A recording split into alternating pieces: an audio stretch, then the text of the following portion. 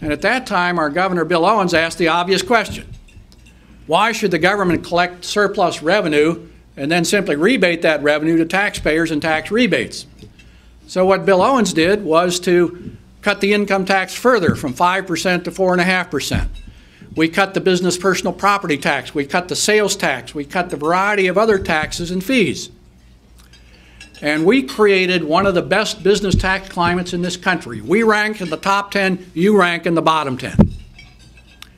And not surprisingly, we attracted business investment and jobs better than just about any state in this country. Our economy is growing more rapidly than every other state but one in the late 1990s.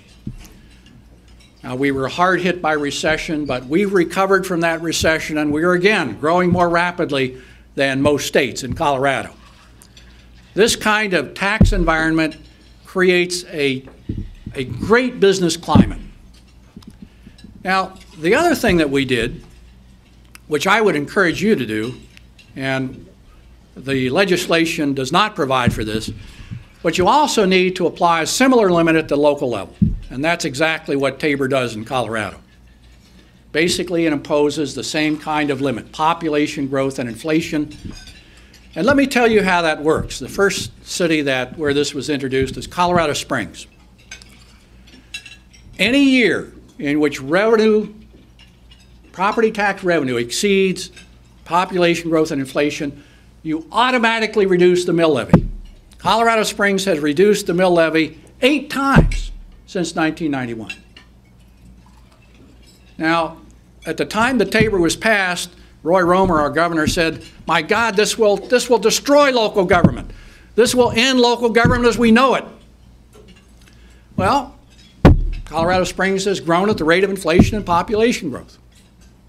Not only that, what Tabor provides is if you want to raise taxes or issue debt or spend surplus money, all you have to do is ask voters. And so in Colorado Springs, they've placed several of these measures on the ballot. They've asked voter approval to borrow money for a new airport, which passed. They have increased their police force, their fire protection. Government services have grown at the rate of inflation and population growth. Colorado Springs is projected to be have the highest rate of growth in our state over the next decade. It does not destroy government. It creates a government that is growing at a rate consistent with your economy and which is conducive to economic growth.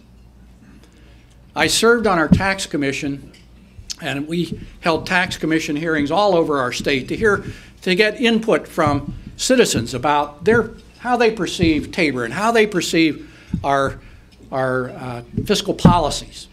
And we did a survey. We asked, what do you think of Tabor? The approval rate for Tabor today is higher than when it passed in 1992. And I'll tell you why.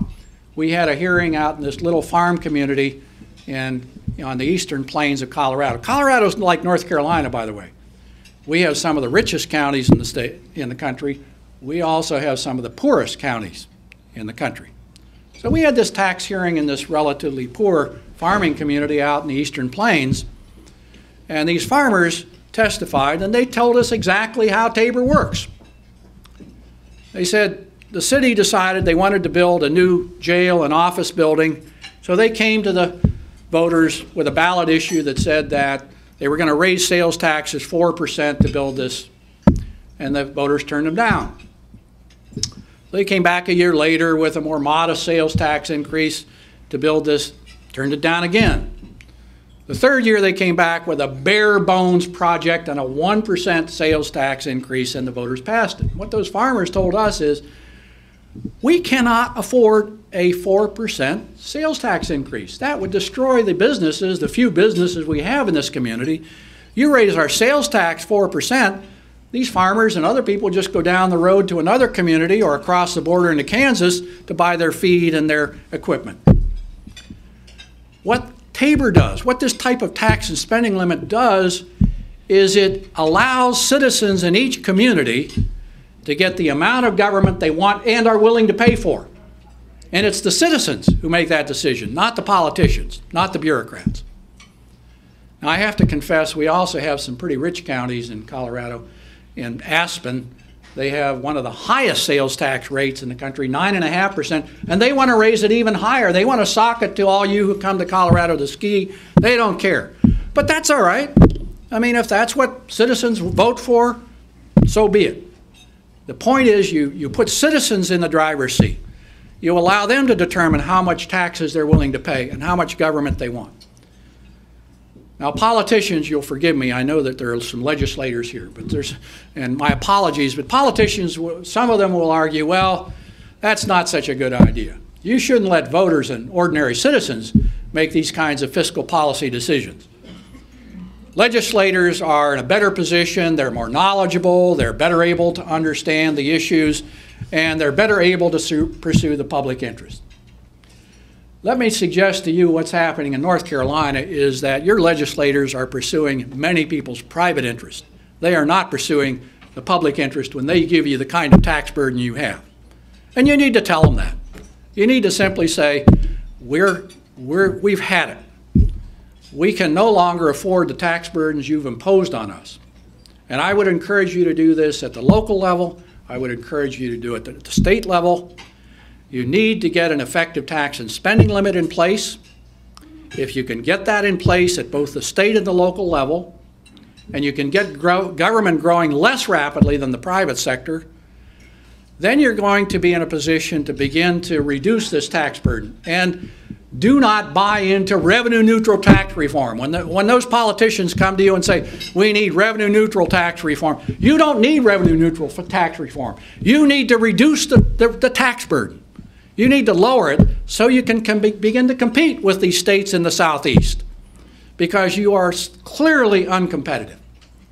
And this state will continue to stagnate with this kind of tax burden. If you can begin to lower that tax burden and become competitive, create a business tax climate that's competitive with Colorado and with Georgia and Florida and so forth, then you'll get this state's economy moving again. You'll kickstart